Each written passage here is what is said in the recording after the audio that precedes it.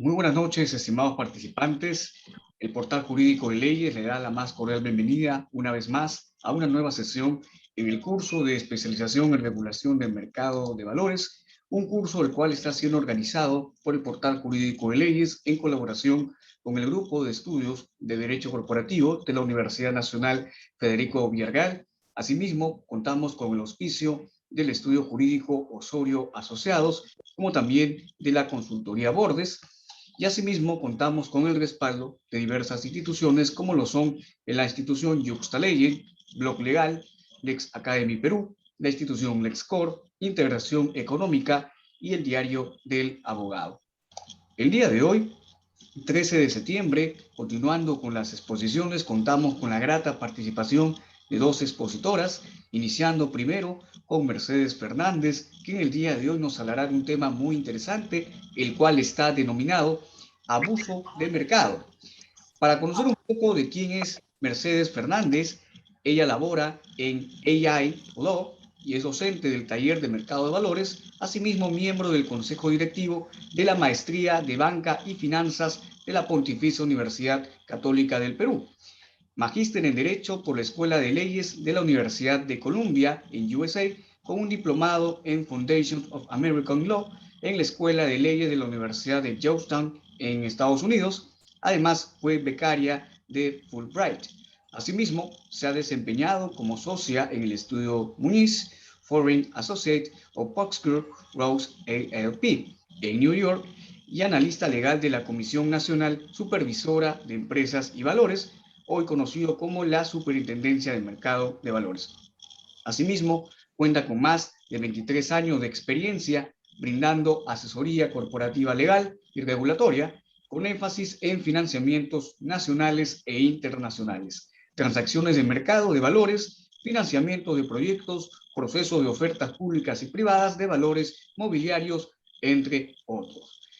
A estimada Mercedes Fernández, le damos la muy cordial bienvenida al presente curso. Esperemos que el día de hoy la sesión sea gratificante para todos los participantes del día de hoy. Señalando además, antes de iniciar con su presentación, a todos los participantes que pueden formular todas sus preguntas a través del chat privado para que luego, finalizando la sesión, la doctora pueda responder una de ellas o dependiendo también del tiempo que disponga nuestra expositora. Y asimismo, si desean realizar una consulta por medio de mensaje de voz, es decir, activando el micrófono, recuerden que esto lo pueden hacer previamente usando el botón de levantar la mano para así darles uso de la palabra. Sin más, estimada Mercedes, le cedemos el uso de la palabra. Y bienvenida. Muchísimas gracias. Buenas tardes a todos.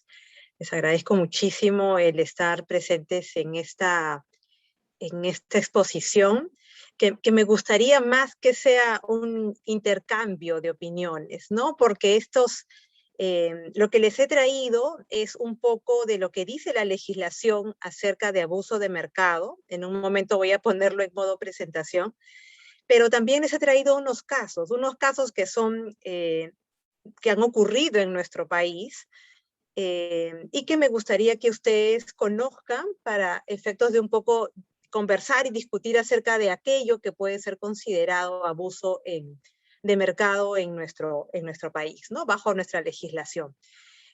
Seguramente cuando comparta esto en modo presentación, a veces me ocurre que no veo cuando alguien levanta la mano, pero si alguien me ayuda cuando eso ocurra, yo encantada de poder absolver las preguntas en el camino, y si no me interrumpen, que no hay ningún problema por mi parte. Voy a ponerlo ahora sí en modo presentación.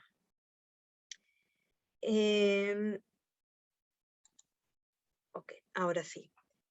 Efectivamente me toca hablarles acerca de abuso de mercado, ¿verdad? Y lo primero que uno se pregunta, ¿verdad? Es, ¿y qué es esto, no? ¿Qué es esto de abuso de mercado en el mercado de valores, en la legislación de mercado de valores?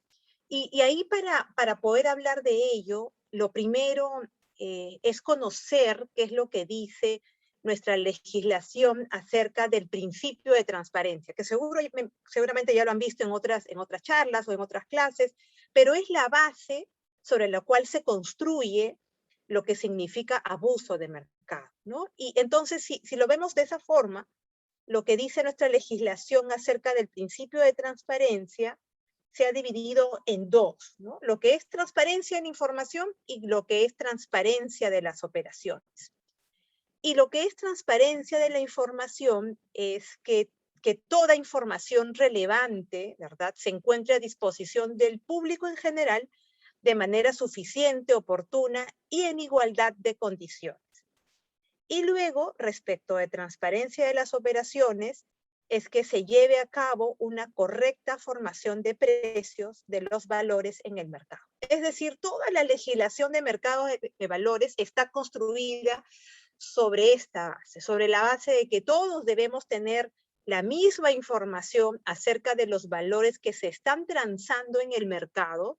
Por decir, si estamos transando acciones de Gloria, acciones de Ferrecor o acciones de Bacus, lo que queremos es que todos tengamos la misma información acerca de esas acciones que se están negociando. Y además, que cuando llevemos a cabo operaciones en el mercado, sea que vaya a comprar o sea que vaya a vender esas acciones, que el precio que se esté moviendo o que yo esté viendo en las pantallas del mercado, ¿verdad?, se hayan formado de manera adecuada. Es decir, si yo veo que una acción vale un sol, el presupuesto de la legislación de mercado de valores es que ese sol es el resultado de la oferta y demanda en el mercado y no de otros factores exógenos, ¿verdad?, sino de esa oferta y demanda.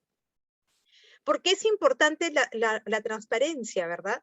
Bueno, hay un montón de estudios económicos, ¿verdad?, respecto de que la información es necesaria para que se forme adecuadamente el precio, de que en un mercado en el que no hay suficiente información, los precios no reflejan el real valor de las empresas o de los valores que se negocian, de que cuando hay uso indebido de información privilegiada o manipulación de precios, no existe confianza en ese mercado y por lo tanto el financiamiento puede ser más elevado, etc. Entonces hay un montón de estudios económicos que respaldan el hecho de que es importante la transparencia para un mercado de valores, ¿no? Y creemos que, o la conclusión, y es lo que adopta nuestra normativa como principio detrás, ¿verdad?, es que esto contribuye a que los inversionistas puedan tomar decisiones de inversión eficientes, que la negociación de los precios sea por la libre interacción, como les decía, de la oferta y la demanda,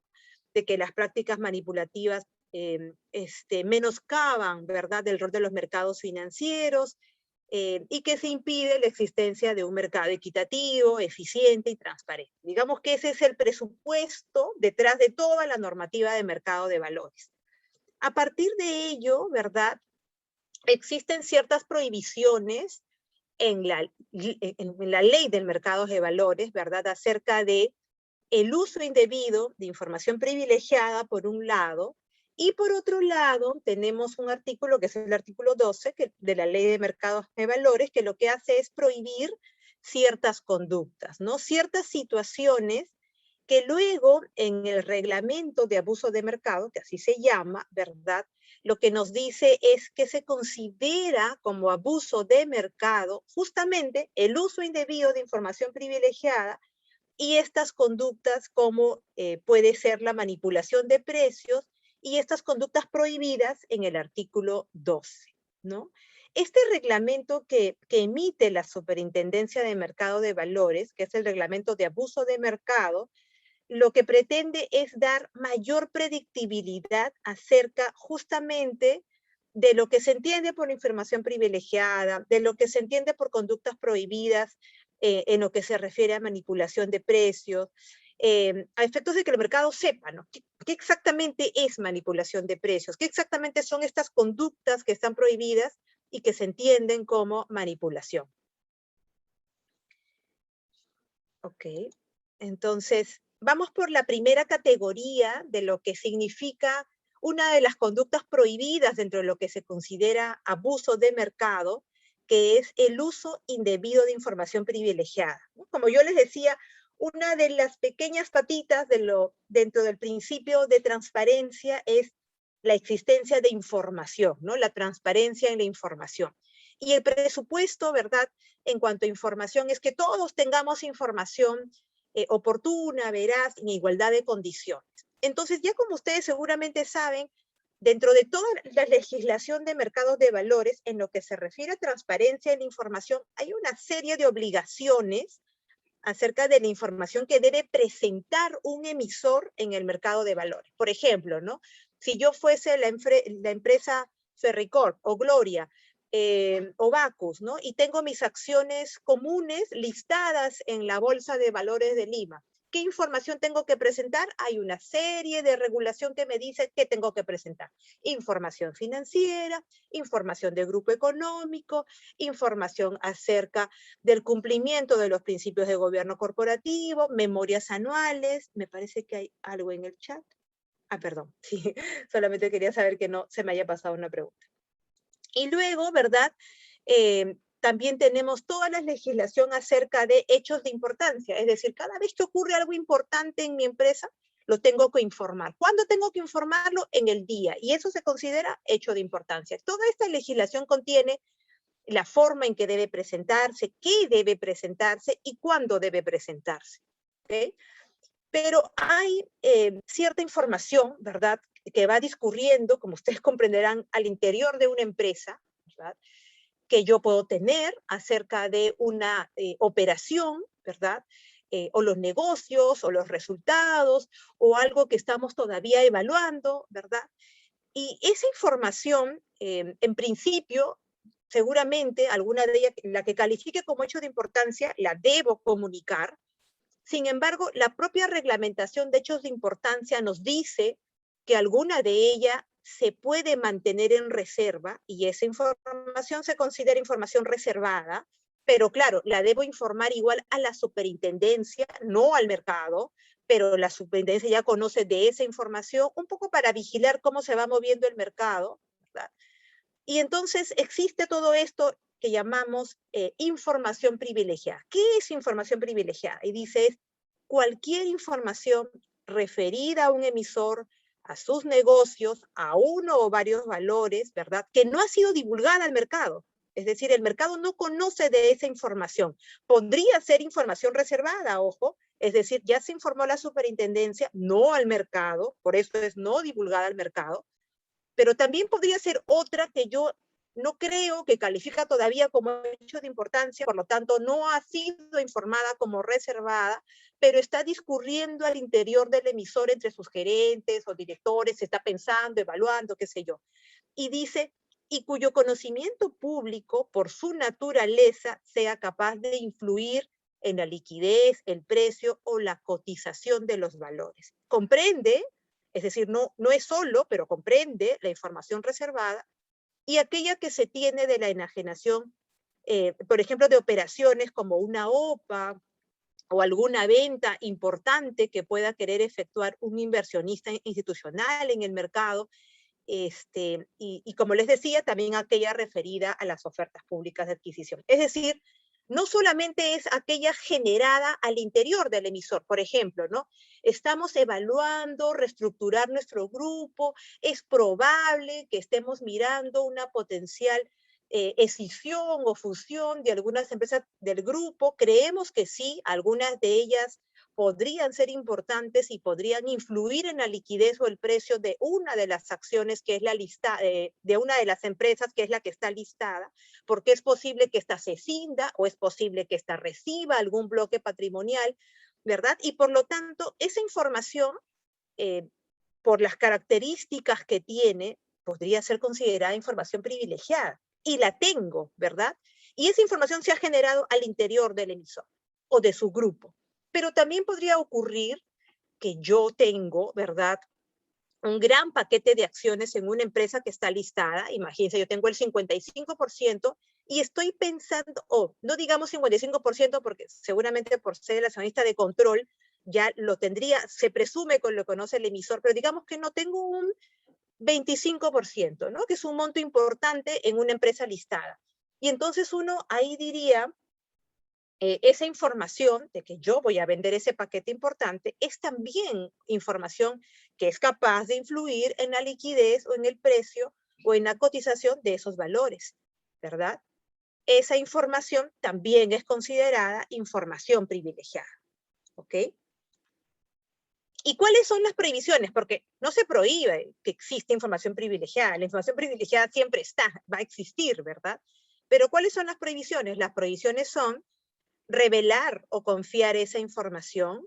Es decir, si yo soy un gerente de la empresa y ya tengo acceso a esta información, no se la puedo revelar a nadie hasta que esta información sea divulgada al mercado como hecho de importancia. No puedo recomendarle a nadie realizar una operación, ¿verdad? Es decir, yo tengo la información y le digo a mi mejor amigo, no le digo que tengo la información, no le cuento de la información, pero le digo, oye, ¿sabes qué? Compra acciones de esta empresa. Le estoy recomendando realizar esas operaciones. Eso también está prohibido. ¿Por qué? Porque mi amigo, aunque no sepa la información, seguramente va a decir, por algo me está recomendando, así que voy a empezar a realizar estas operaciones que me está recomendando efectuar. Y luego también se encuentra prohibido hacer uso indebido o valerse directa o indirectamente, ¿verdad?, en beneficio propio de tercero, de esta información privilegiada. De alguna forma, ¿verdad?, hacer uso de esta información. Esa es la siguiente prohibición.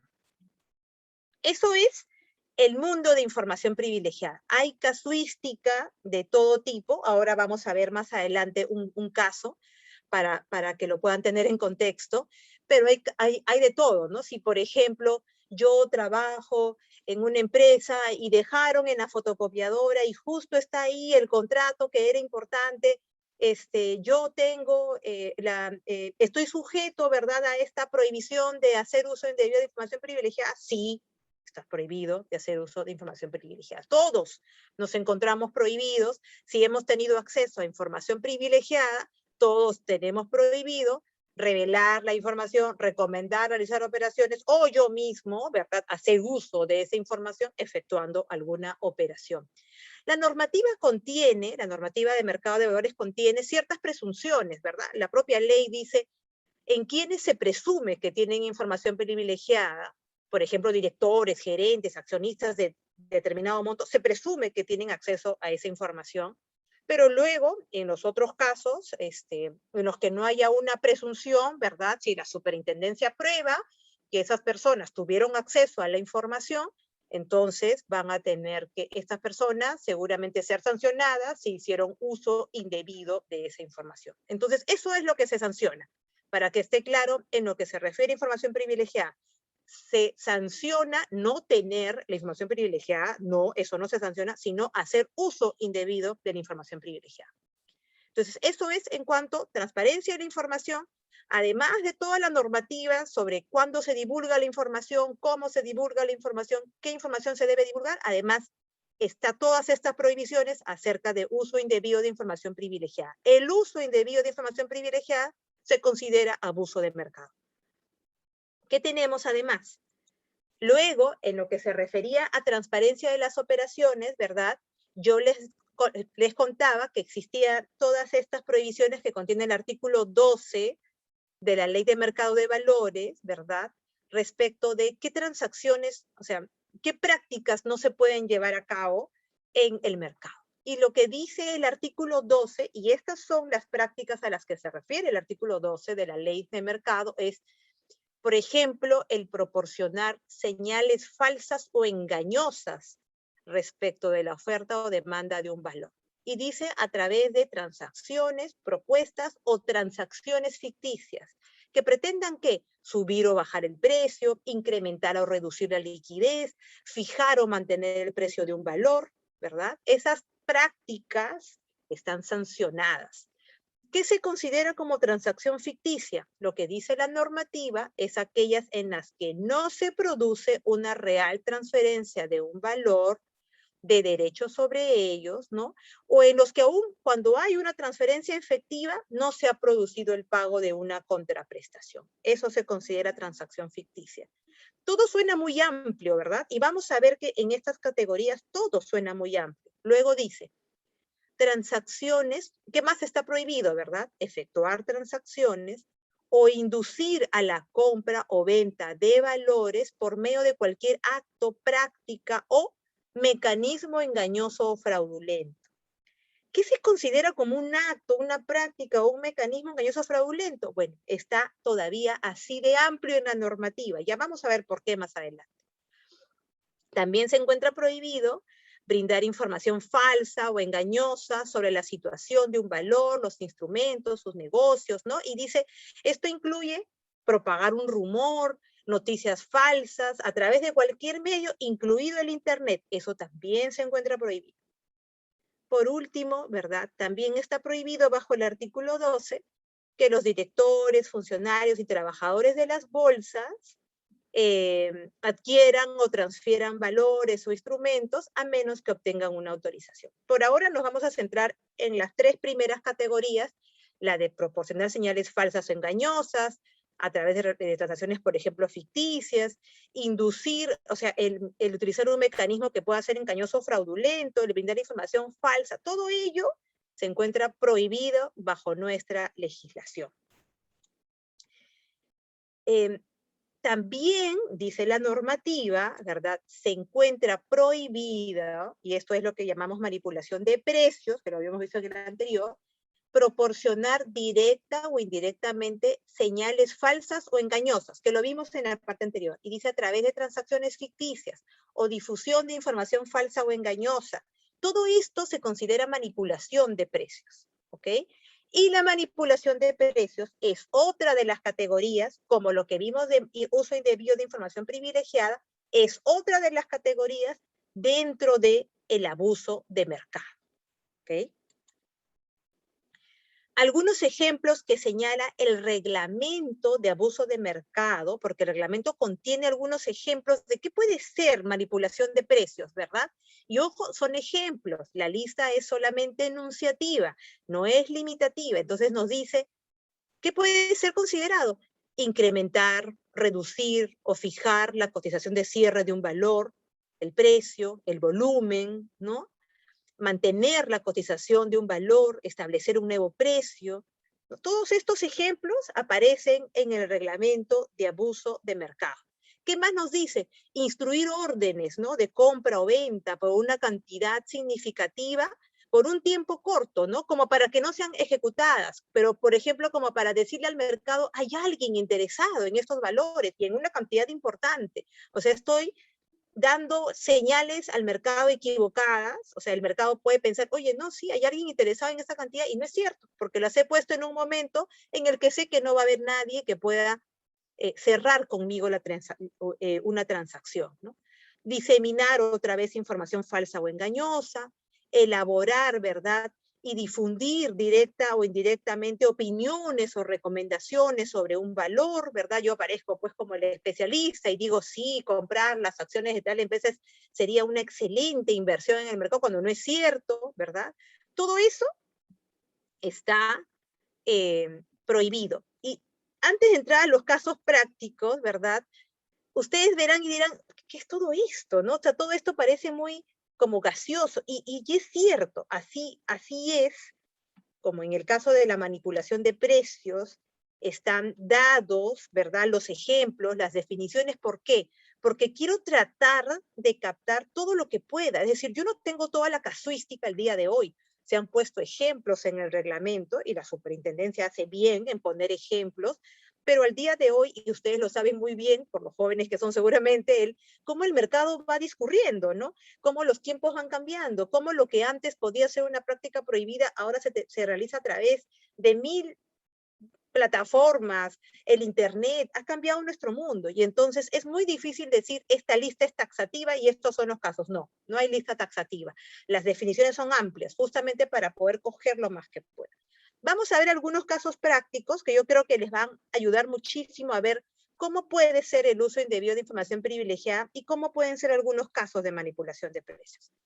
Para ello, primero es importante, ¿verdad?, que tengan en cuenta para la detección de casos, cómo es que normalmente se hace, ¿verdad?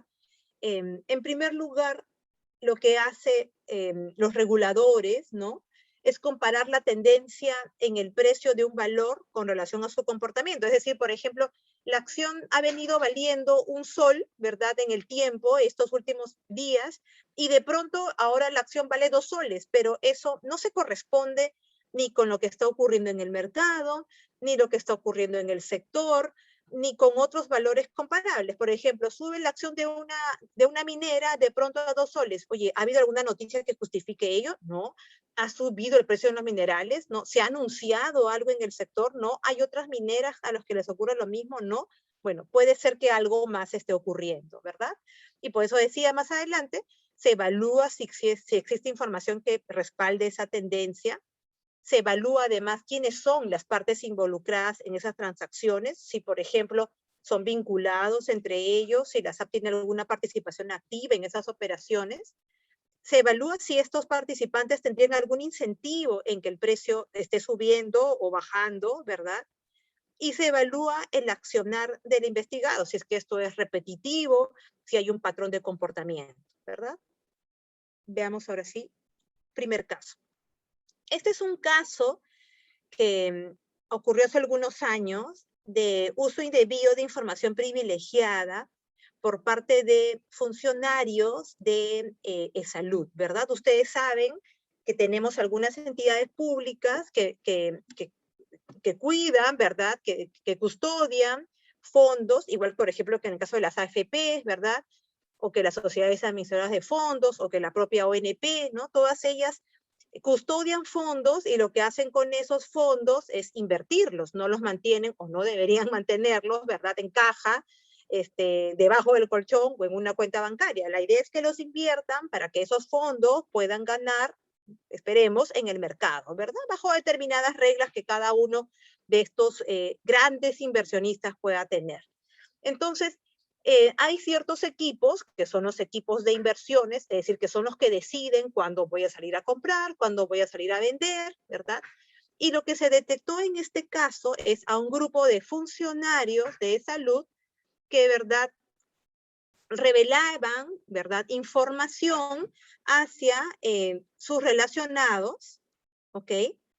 Y luego estos relacionados instruían órdenes hacia la rueda de bolsa justo en los mismos momentos en que salud instruía órdenes de compra. Y ahorita vamos a ver esto con mayor detalle. Es decir, solamente para que esté claro, decido en un momento determinado, ¿verdad?, que salud quiere comprar valores de una empresa determinada. El comité de inversiones ha decidido esto.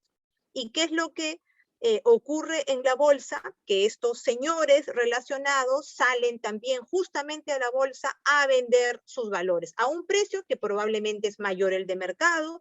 Seguramente días antes, cuando recibieron la información, comenzaron a comprar esos valores a un precio más bajo y luego salieron a venderlos el mismo día a precios más altos, es decir, haciendo alguna ganancia sobre ello, ¿no? Veamos. Entonces, en este caso, ¿qué es lo que se detecta, verdad? Que existen relaciones amicales entre los involucrados. Es decir, se descubre que varios de ellos eran compañeros de estudios, algunos de ellos incluso vivían en la misma dirección. Y bueno, y ahora pues la tecnología, las redes, ¿no?, permiten determinar ello con mayor facilidad. Es decir, veo al funcionario de salud justamente con 2 de las personas con las que siempre se efectúan las transacciones, en varias de sus reuniones amicales, fiestas familiares, etc. Entonces puedo lograr saber que existe una relación, al menos amical, entre estos involucrados. Existían llamadas entre los funcionarios y los relacionados. La superintendencia pide, ¿verdad?, a salud una copia de los registros de las llamadas, no el contenido de las llamadas, porque probablemente ahí podría haber algún problema con algún derecho constitucional y el derecho de privacidad, etcétera. No pido el contenido, pero sí el registro de llamadas y puedo ver que existen llamadas continuas entre los funcionarios y los relacionados que efectuaron las transacciones justo días antes de cada transacción en las que participaban. Otro punto importante, otro indicio que se halló en este caso, ¿verdad?, era que en muchos de los casos los funcionarios financiaban las compras por parte de los relacionados. Es decir, yo le digo, oye, yo no tengo el dinero para comprar, no te preocupes, yo te voy a prestar el dinero y va a salir el dinero de mi cuenta, y de mi cuenta yo se lo voy a pagar a la sociedad de agente de bolsa con la que tú vas a actuar, y le voy a decir que esa es una transacción de tu parte, ¿no? Entonces, financiaban gran parte de las operaciones, ¿no?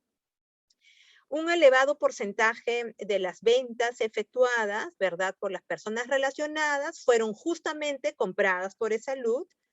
Había coincidencia en precios, es decir, yo les decía, no te preocupes, mira que Esalud va a salir a comprar a un precio de 3 soles, el cual es alto en el mercado, y tú se lo vas a vender justamente a 3 soles. No te preocupes que te va a aceptar a ti justamente te va a comprar los valores, que tú compraste seguramente a 2.50, pero Esalud va a ir a comprar a 3 soles. Había coincidencia en las cantidades, es decir, justamente Esalud salía a comprar 1.550 acciones y yo salía a vender 1.550 acciones, ¿no? Lo cual es inusual en el mercado. Había un estrecho margen de tiempo entre el ingreso de las propuestas por parte de Esalud y de las personas relacionadas, es decir, por ejemplo, Esalud ponía su orden de compra a las 11:05 y yo ponía mi orden de venta a las 11:06, ¿no? Había una gran coincidencia entre el inicio de las operaciones en bolsa de los relacionados y la liquidación de posiciones por parte de los funcionarios, ¿no? Entonces, todos estos indicios dieron lugar, y aquí, por ejemplo, pueden ver en este cuadro, ¿no?, cómo aparecen las personas relacionadas con los mayores montos vendidos a Esalud. Muchas de esas transacciones son todas justamente de Esalud. Luego podemos ver que en promedio el 86% de las transacciones de estos señores, miren, en un caso incluso el 99% de sus operaciones tenían como contraparte de Esalud. Eso es inusual realmente en el mercado. Y entonces, ¿cuál fue la conclusión aquí? Se sancionó a todas las personas que participaron, se sancionó también a los funcionarios de Esalud, y claro, seguramente ustedes dirán, ay, pero qué burdo, ¿no? ¿Cómo le va a financiar las operaciones? ¿Cómo solamente va a realizar operaciones con Esalud? Etcétera, ¿no? Este caso, ¿verdad? No pretende darles herramientas para que ustedes vayan a recomendar un uso indebido de información privilegiada y ustedes decirle a sus clientes mañana, esto es lo que no debes hacer. No, al contrario, lo que ustedes tienen que tener en cuenta es que en cualquier caso de información privilegiada, tanto la operativa, así como va perfeccionándose, ¿verdad?, los medios de detección por parte de la superintendencia, de cualquier regulador, también se van perfeccionando. Este, que parece un caso burdo, ¿verdad?, en el tiempo, podría ser distinto, pero igual la superintendencia va a tener los mecanismos para poder detectarlos, ¿no? Porque tiene varios actores en el camino. Las propias sociedades agentes de bolsa podrían detectar que hay algo raro y denunciarlo. El director de la rueda de bolsa podría detectar que algo no se corresponde al mercado y también denunciarlo.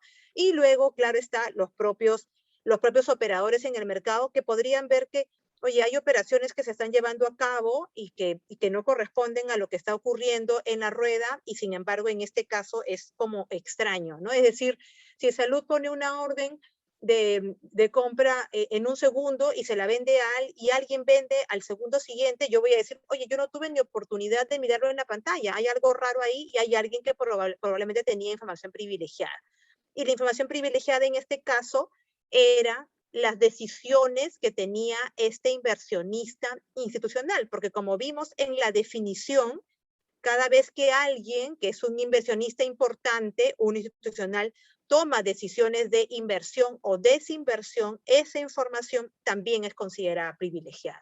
Entonces, aquí se sancionó a todas las partes. De hecho, les he hecho un resumen, ¿no? Pero en el caso, incluso hay llamadas, hay correos, hay WhatsApps que también sí se ponen a disposición por parte de los propios relacionados, en los que un poco para reducir su pena le dicen, ¿no?, o su sanción, le dicen al regulador, mira, el intercambio de comparaciones que tengo con este, que es funcionario de salud, en el que les dicen cosas como, oye, no, pongámonos de acuerdo sobre la defensa, porque mira, que si hacemos esto o lo otro, podemos, o sea, ya había mayores indicios, ¿no? Yo me he centrado solamente en los indicios puros de lo que es la información privilegiada en este caso, ¿no? Y cómo se detecta este caso. Luego, como un caso de manipulación de precios, ¿verdad? Tenemos este caso de variación artificial de precios. Aquí, ¿cuáles son los hechos? Tenemos un valor, que son acciones comunes de una empresa. Hay una fecha en la que el valor varía en menos 6.27% del precio que tenía en el mercado, es decir, el precio, los precios estaban entre 2.55 y 2.39, ahorita lo vamos a ver con un cuadro para que lo puedan apreciar mejor, y luego hay una gran transacción por 2 millones de valor, y aquí vamos a ver esto. ¿Cuáles son los indicios que tienen en este caso? Que todas las transacciones que se efectuaron eran por el monto exacto para marcar cotización. Perdón, no sé si Araceli podrías... gracias. Los precios eran sucesivamente inferiores, hubo una orden corregida y el precio de 2.39 es un precio que ahorita les explico bien a qué se refiere esto de aquí. Aquí está. Este es el diagrama de estas transacciones. El precio se venía negociando a este valor que, bueno, perdón, me pasé de la, aquí. Pointer options, laser pointer. No sé si se nota ahí, ¿verdad? Ahí aparece el precio al que se venía negociando en el mercado y luego entre comitentes vinculados, porque luego se nota que la contraparte, el comprador y el vendedor aquí eran vinculados, comienzan a pasar operaciones justamente por montos para marcar cotización. Una operación, 2 operaciones, 3 operaciones, 4, hasta bajar el precio hasta este monto que es el 2.39 y a este monto más bajo se efectúa la operación más grande, esto es monto, ¿verdad? Este es el número de valores, y a este precio se efectúa esta compra-venta por este monto alto. Luego, a los minutos siguientes, todo se recupera y vuelve a su valor normal de mercado, incluso con algunas bajas, y luego sigue. Entonces, así como les decía, ¿verdad? Esto es inusual, no ha sido la tendencia en los últimos días, tampoco es la tendencia luego. Entonces, este precio tan bajo, ¿a qué responde? Y sobre todo por esta cantidad, ¿no? Y es lo que se nota en el mercado o lo nota la superintendencia. A raíz de ello se investiga, se nota que todas las transacciones son entre vinculados, ¿verdad? Y luego cuando uno dice, oye, ¿y por qué efectuaría esta compra y esta venta a alguien a este precio tan bajo y por este monto? ¿Qué había ocurrido en realidad? Que días anteriores, porque esto se refiere a estas acciones cuyo precio se manipuló, eran las acciones de Ferreiros, ahora Ferreycorp, ¿no? A quien había efectuado días antes se había efectuado una oferta internacional y el precio de la oferta internacional había sido a ese precio de 2.39. ¿Quién sabe por qué razones una AFP no pudo participar en la oferta y fue la única de las AFPs que no pudo participar en la oferta internacional y no pudo usar su cartera, ¿verdad?, para semejante transacción? ¿Ok?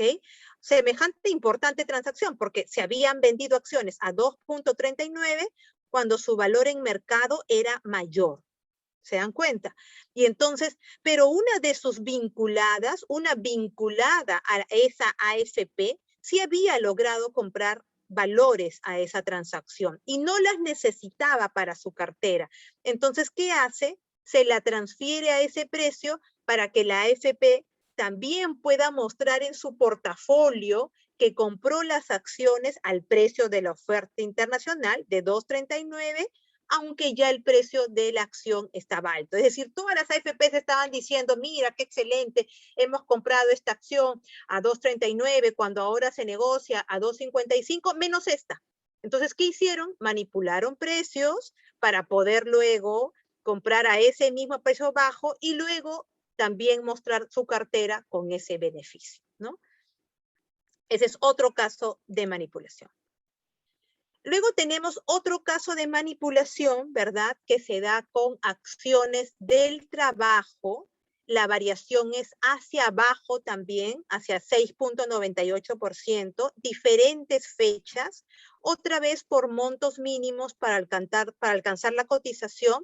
La última también fue por 150.000 acciones. Y en este caso, además, habían indicios como las órdenes las ingresaban luego, es decir, las regularizaban, ¿no? Como que se hacía la transferencia y luego mandaban las órdenes como para regularizar la situación. ¿Cuáles son acá también los indicios? Todas las partes eran vinculadas, como les decía, montos mínimos para alcanzar cotización, y esta parte de la asignación con posterioridad. Y este es el caso de acciones antes se llamaban del trabajo, ahora son acciones de inversión, ¿verdad? También cotizadas en bolsa. Estas acciones habían sido emitidas por Fosforera. Como ustedes pueden ver, todas son siempre transacciones. Las operaciones en blanquito, ¿verdad? Son las transacciones en las que participaba esta sociedad agente de bolsa, que también fue sancionada, y son todas, como ven, siempre a la baja. Siempre hay una operación negrita de otro, pero la baja. Se mantienen en el mercado, luego va subiendo en el mercado, pero luego a la baja. Y otros comienzan a hacer las operaciones a precios de mercado, pero siempre en las que participa Investa es a la baja, a la baja, a la baja. Todas las operaciones de Investa eran a la baja. Ante esa rareza, ¿verdad?, de que una sociedad agente de bolsa siempre tenga transacciones a la baja y que haya compraventas, es decir, qué raro que alguien sí compra a un precio, o sea, hay otros que negocian un precio más alto, pero siempre cuando participa Investa es a la baja, es que la superintendencia también detecta ese caso, ¿verdad? Y aunque no logra determinar la razón exacta de esa manipulación, puede notar que siempre ha habido una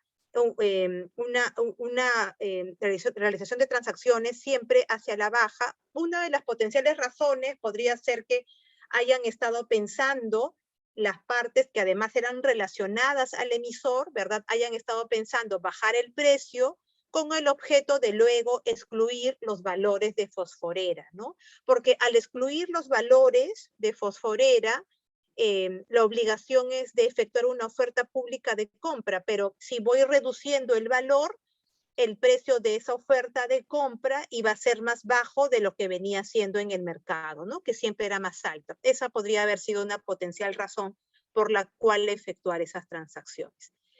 Entonces, en estos casos, ¿verdad?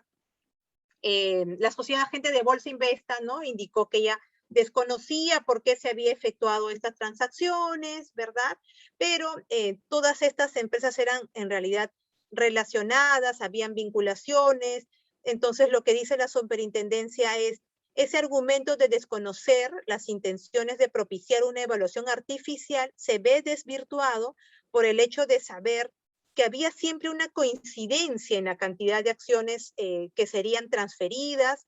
Entonces, o sea, debió haber notado la sociedad agente de bolsa que estas eran transacciones preconcertadas, debió darse cuenta que todas estas partes eran vinculadas, porque ella misma era vinculada al comprador y vendedor de esas transacciones.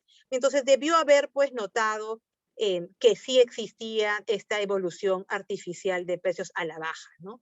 Existía vinculación entre todas estas partes, porque había una existencia significativa de coincidencia de directores y accionistas entre esas empresas, ¿no? Lo que podía reforzar la existencia de una actuación concertada. Ahí se notan en los casos que habían pues coincidencias entre accionistas y directores, etc. Entonces, ese es el tercer caso, el segundo y tercer caso de manipulación de precios. Y luego les traigo un cuarto caso, un caso en el que la superintendencia define que existe el uso de un mecanismo engañoso y fraudulento, ¿ok?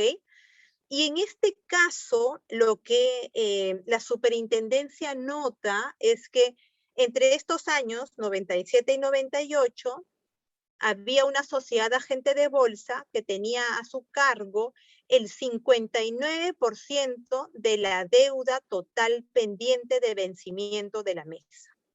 El 97% de esta deuda era por operaciones doble contado plazo y todas las operaciones eran con letras de cambio. La mesa, por si acaso, era un mecanismo de negociación que existía antes, que existía junto con la rueda de bolsa, ¿verdad? Pero en el que se negociaban instrumentos de emisión no masiva, muy parecido a lo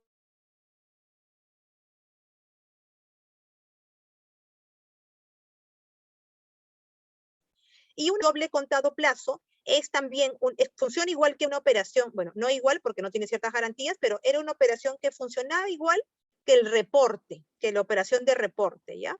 Entonces, esas eran las operaciones que de pronto nota la superintendencia. Qué raro, ¿no? Hay una sociedad agente de bolsa, o sea, que se debe, es como decir ahora, de todo lo que se debe en la rueda, hay una sociedad agente de bolsa que es la que tiene el 59%, es la que está a cargo de ese 59%. Pero además, el 97% de toda esa deuda, es decir, podría haber operaciones al contado, podría haber a plazo, no, el 97% era por operaciones de doble contado plazo, que como les digo, funcionaba como una operación de reporte. Y todas esas operaciones eran con letras de cambio.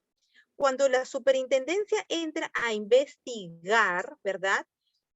Nota, ¿verdad? Porque esto es como ocurre normalmente, ¿verdad? En una letra de cambio, ¿verdad? Tenemos a los aceptantes de la letra, que son quienes deben, ¿verdad? Bajo esa letra, quienes giran la letra, y acá tenemos a los inversionistas, es decir, alguien, yo tengo la letra de que alguien me debe, yo la vendo en el mercado y hay un comprador de esa letra, ¿ok? Y luego nota la superintendencia que las personas, ¿verdad? Que dentro de este cuadro, ¿me pueden dar un segundo, por favor? Un segundo, por favor. Disculpen un segundo.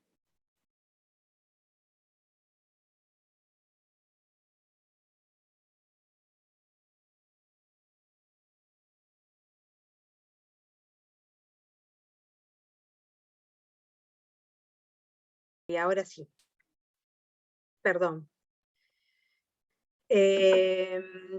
Como les decía, ¿verdad? Lo que nota la superintendencia era que entre estos aceptantes y estos giradores estaban vinculados, ¿ok? Ese es un primer indicio que nota la superintendencia. Por ejemplo, no sé si ustedes normalmente han visto cómo se emiten letras de cambio, pero por decir, si yo tengo que pagarle a alguien me vende, ¿verdad? Mercadería, yo tengo que pagarle por esa mercadería y le pido un crédito y me dice, no hay problema, a cambio de esa deuda que tienes conmigo, vamos a emitir letras de cambio. Está perfecto, no hay problema, yo te voy a pagar en tanto tiempo, emitimos letras de cambio a 30, 60, 90 días, excelente.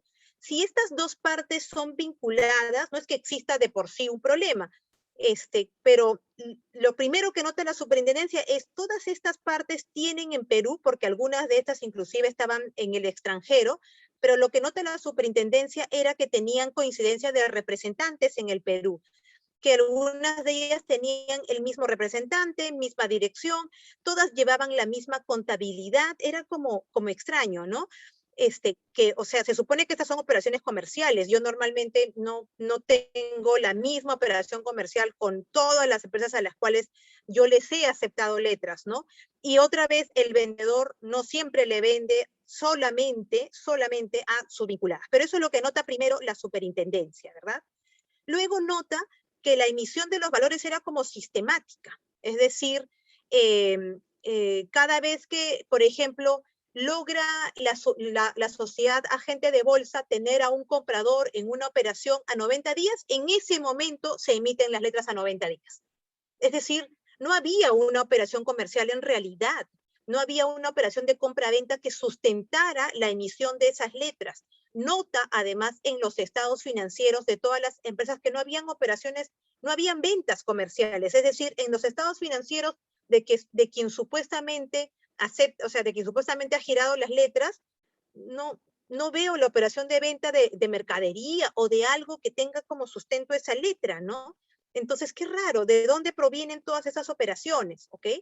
Luego va viendo que entre ellas comienzan a asumir las deudas de las otras, es decir, yo que debía recibir los fondos, en realidad la garantizo a la otra, por otro lado, una vez que recibo los fondos de los señores compradores de los valores, igual pago la deuda que existía antes de otra de mis vinculadas, era como extraño, ¿no? Y además había una contabilidad centralizada entre todas las empresas, es decir, una sola compañía de contabilidad llevaba la contabilidad de estas empresas y también, por casualidad, de la sociedad agente de bolsa. Y además, el representante de estas empresas extranjeras lo era también de la sociedad agente de bolsa, era un director de la sociedad agente de bolsa. Entonces se da cuenta que existe esta emisión sistemática de letras de cambio, se da cuenta, como les decía, que no hay una relación con las compraventas que podían existir, no había una relación comercial. Las personas que compraban en el doble, en estas operaciones en la mesa, ¿verdad? No habían recibido ninguna información, no sabían que estos eran vinculados, no sabían de qué provenían estas letras, si había alguna operación, ¿verdad? Y entonces, ¿qué es lo que encuentra aquí la Superintendencia de Mercado de Valores? Que esta es la definición de lo que en este caso se considera como mecanismo engañoso y fraudulento. Lo que dice es, esta entidad, la sociedad agente de bolsa, practicando una conducta que ha transgredido los principios del mercado, han llevado a cabo concertadamente un mecanismo de naturaleza fraudulenta, por cuanto a través de actos que considerados aisladamente aparecen ser lícitos, es decir, parecen ser operaciones a través de letras de cambio, se simula la existencia de créditos, es decir, no hay ninguna compraventa, entonces no hay ningún crédito, nadie está comprando nada.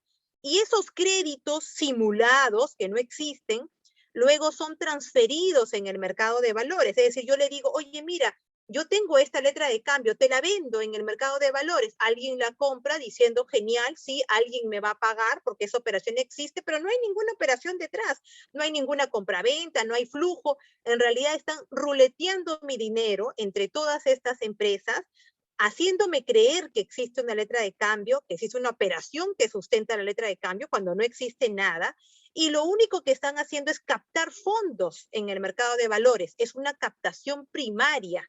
Es como, yo requiero dinero, ¿qué es lo que tendría que hacer? Tendría que hacer una oferta pública de valores, si lo que quiero es financiarme en el mercado de valores.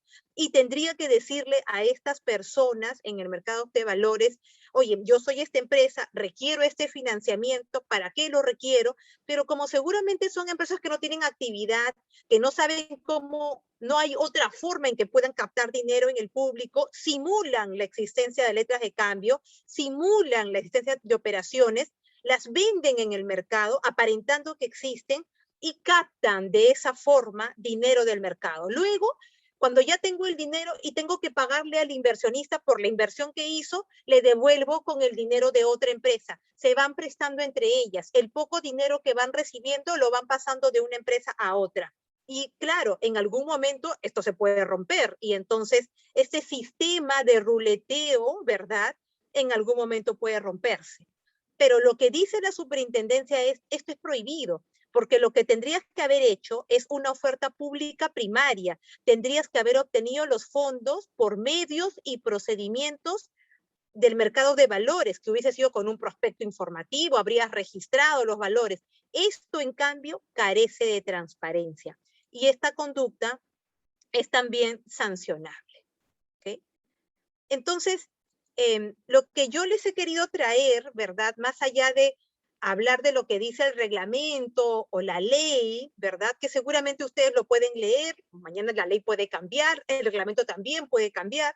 Lo cierto es tener en cuenta qué cosa es información privilegiada, es cualquier información, ¿verdad? Que puede tener un efecto en la cotización, no está prohibido tenerla, está prohibido usarla indebidamente, y luego está prohibido realizar cualquier acto, cualquier transacción con el objeto de variar artificialmente los precios en el mercado. Está prohibido utilizar transacciones ficticias, está prohibido, y a través de ellas variar artificialmente también los precios. Está prohibido hacer el uso de mecanismos engañosos y fraudulentos para a través de ellos financiarme en el mercado de valores. ¿Qué cosa es cada una de ellas? Tendrá que irse viendo en el camino, tendrá que irse definiendo caso a caso, pero claro, el que manipula el precio, el que mueve inadecuadamente, el que utiliza un mecanismo engañoso y fraudulento, sabe cuándo ello, ¿verdad?, constituye. Importante es que sepan que uso indebido de información privilegiada y manipulación de precios son dos actos que, además de ser considerados una infracción administrativa, también constituyen un delito sancionado, ¿verdad?, por nuestro Código Penal. Así que eso es lo que yo les quería contar acerca de abuso de mercado a través de casos. No sé si tienen alguna pregunta, alguna duda en los que los pueda ayudar. Sí, estimada Mercedes, tenemos una pregunta de parte de María Fernanda Serna, quien nos consulta al interno. Nos pregunta, estimada doctora Mercedes, muy gratificante su presentación. He entendido a cabalidad lo que ha presentado el día de hoy. Sin embargo, yo quisiera consultar respecto a lo que sucede hoy en día en la actualidad debido al COVID-19. Quería preguntarle si usted considera que el mercado electrónico va a tener ese tipo de abusos, ya que se ha visto casos que han sido resueltos por el Indecopi. Quisiera saber un poco su perspectiva. Gracias. Sí, en el caso de mercados de valores, ¿verdad? El sistema de negociación es electrónico. Siempre, bueno, siempre ha sido electrónico o lo ha sido desde hace muchísimos años, ¿ok? Ya no existe lo que antes llamábamos el floor o el piso, ¿no? En el que uno negociaba y como aparece en las películas antiguas, no compro, vendo, no. Todo es electrónico, todo es a través de pantallas. Entonces, igual la revisión de esos casos es también de manera electrónica. Sí, siempre hay muchas dudas acerca de qué tan sofisticado se puede volver el mercado, ¿verdad? Entre más tecnología se utilice, qué tan fácil puede ser ahora detectar todos estos indicios. Hay muchas sociedades que se constituyen fuera a través de patrimonios fideicometidos, cómo puedo saber si son vinculados o no.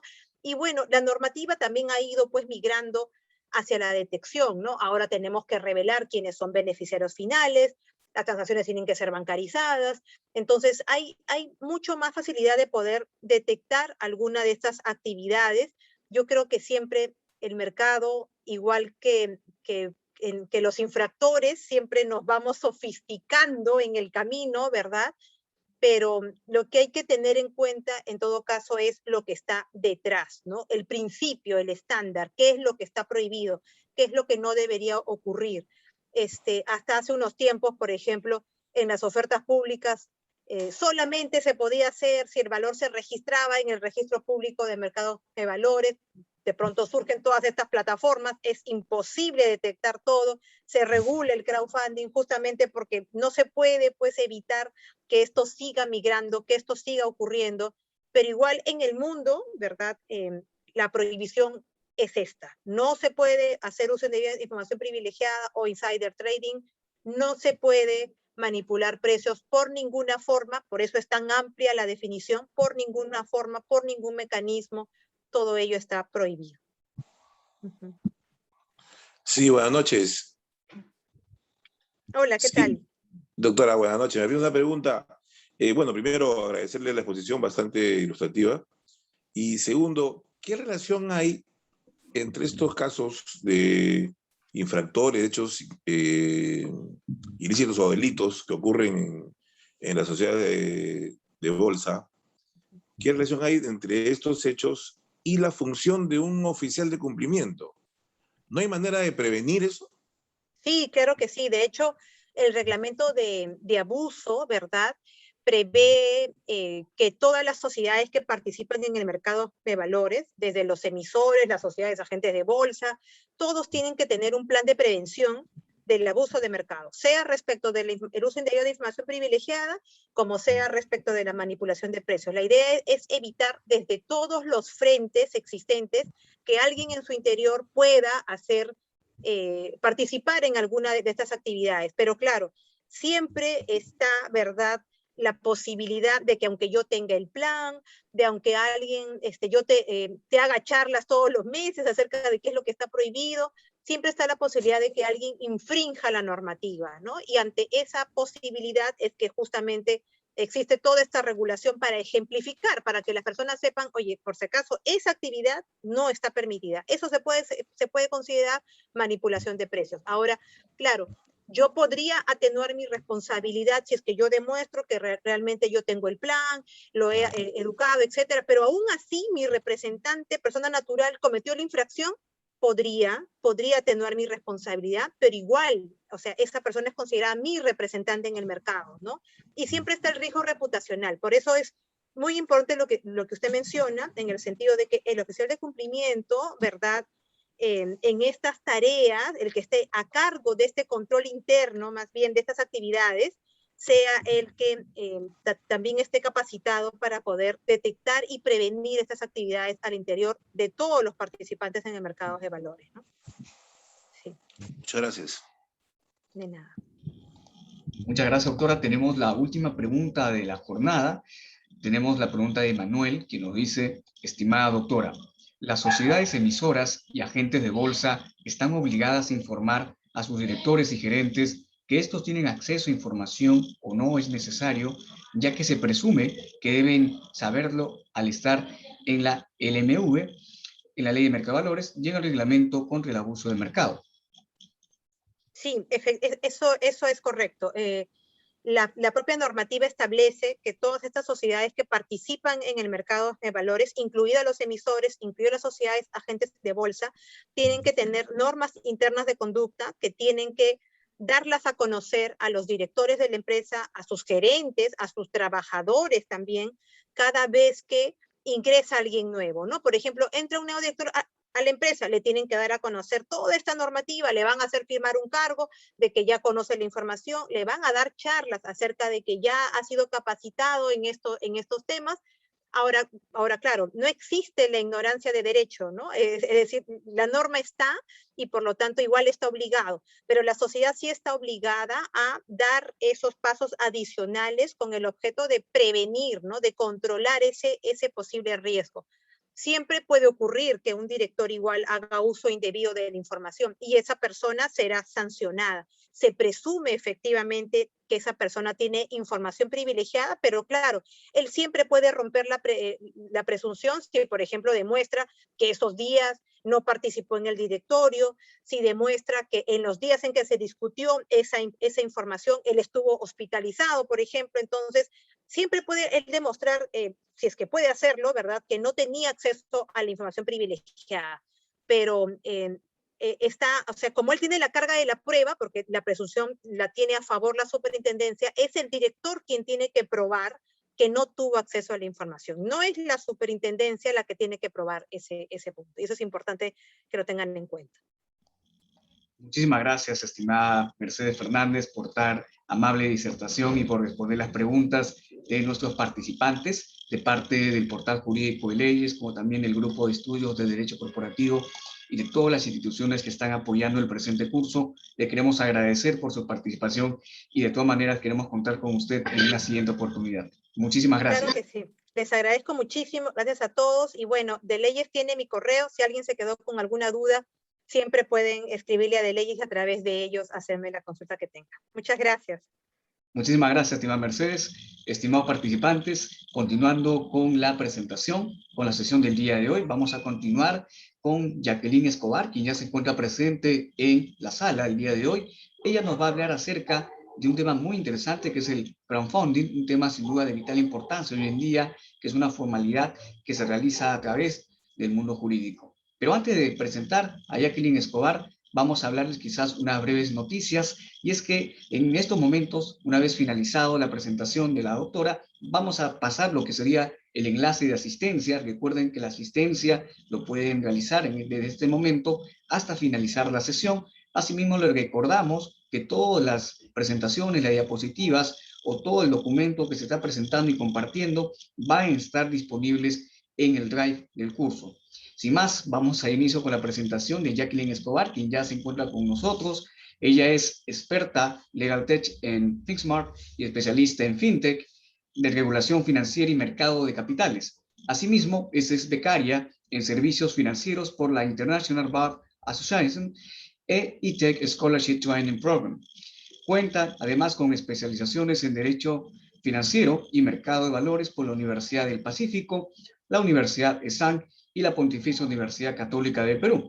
Se ha desempeñado como analista de la Superintendencia de Banca, Seguros y AFP, abogada de la Superintendencia de Mercado de Valores y asociada del área de Banca y Finanzas del estudio Rebasa, Alcázar y de las Casas. Asimismo, ha sido autora de diversos artículos de investigación y ha participado en la estructuración de diversas operaciones de financiamiento e inversión, centrando su práctica en modelos de negocio de innovación digital. Estimada Jacqueline, le damos la bienvenida al presente evento y le cedemos el uso de la palabra. Bienvenida. Muchas gracias por la presentación. Hola a todos. Muy encantada de haber sido invitada a este evento.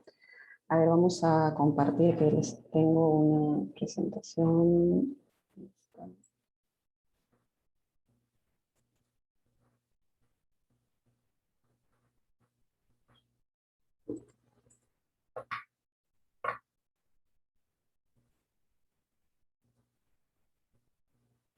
Ya. Sí logran ver, ¿no? Sí, se logra visualizar. Ya, bueno. Entonces, como ya me han presentado, ya no les voy a comentar un poco de mí, ¿no? Básicamente que los que ya me conocen, he escrito bastante sobre crowdfunding. Trabajo en Fismar, que es una empresa de crowdfactoring actualmente, con planes de expandir su negocio también al ámbito del crowdlending, ¿no? Más o menos esta es una guía de lo que les voy a presentar.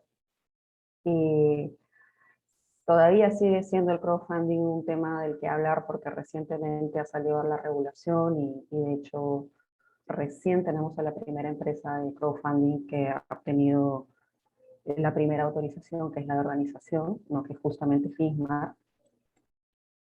Pero todavía hay otros temas que en realidad van más allá, son incluso más novedosos y que se están discutiendo en otros países y de los cuales también me gustaría que ustedes conozcan, ¿no? Porque lamentablemente a veces en los temas de los mercados financieros, Latinoamérica va un paso detrás, ¿no? Entonces, a veces ves primero las regulaciones en el mercado crowdfunding se dieron desde el año 2012, ¿sí? Mira, ya estamos en 2021 y recién tenemos la implementación de nuestras reglas. Entonces, es un marco general, entiendo que todos ya de alguna manera han tenido bastantes conceptos claros acerca de la regulación financiera, así que voy a pasar muy rápido esta parte, ¿no? Que todos ya deberíamos, por lo menos este es un curso, ya no es tanto un webinar, de la división de los mercados financieros y que generalmente esto ocasiona que hayan distintos reguladores, ¿no? Tienes al regulador de seguros, al del Banco Central de Reserva en el tema monetario, ¿no? y a la SBS y el SMB que tienen el tema de ahorros y de inversiones respectivamente, ¿no? Entonces, de acuerdo a eso, igual cada entidad reguladora y dependiendo de los riesgos de los mercados financieros y sobre todo la simetría informativa que seguramente muchos que han estudiado temas de mercado de valores y bancario tienen claro, riesgo moral y diversas cosas, hacen estas fallas del mercado y que generan justamente estos objetivos regulatorios, ¿no? Esa es la justificación de la existencia de la regulación específica, pero se comparte básicamente entre todos estos reguladores, ¿no? Que es la protección al consumidor, ¿no? El hecho de prevenir las crisis y que haya, digamos, una competencia justa, ¿no? Que sea transparente. Y ahí más o menos están básicamente los principios que son rectores, tanto para la SBS en su gran mayoría, también para la SMB, más que todo la transparencia de la información es la que sería el momento de proteger a los inversionistas. Pero lamentablemente tenemos este pequeño desacuerdo, ¿no? Entre el regulador, que tiene en su idea, en su abstracto, las reglas de cómo debería funcionar el mercado, y tienes a los que están en el negocio, que tienen innovaciones y que tienen justamente esta descoordinación, ¿no? Entonces a veces pasa pues que tú crees que va a ser primero la innovación, luego la regulación, la aplicación, la adopción, en realidad eso pasa en un desorden completamente distinto, ¿no? Entonces es lo que lamentablemente hemos tenido ahora, ¿no? Tenemos empresas de crowdfactoring funcionando que están al aire, no hay una regulación específica con respecto a estas empresas, solamente el tema de factoring. Tenemos el SMB recién pronunciándose solamente sobre temas de crowdfunding de préstamos y acciones. hay más o menos unas frases que hacen evocación justamente a este problema si bien la finalidad de la regulación es justamente promover, ¿no? Para que haya un desarrollo ordenado en los mercados, quizás se puede volver burocrático, ¿no? Y al final limitar y matar el mercado. Entonces, y es aquí donde entra el tema de la innovación y el concepto que uno debe tener claro antes de conocer siquiera el tema de crowdfunding, ¿no? El crowdfunding está dentro, si es que hablamos de crowdfunding financiero, que es lo que voy a hablarles hoy día, porque el crowdfunding en realidad es más amplio, no solamente es regulado, sino también hay crowdfunding de donaciones, de compra-venta.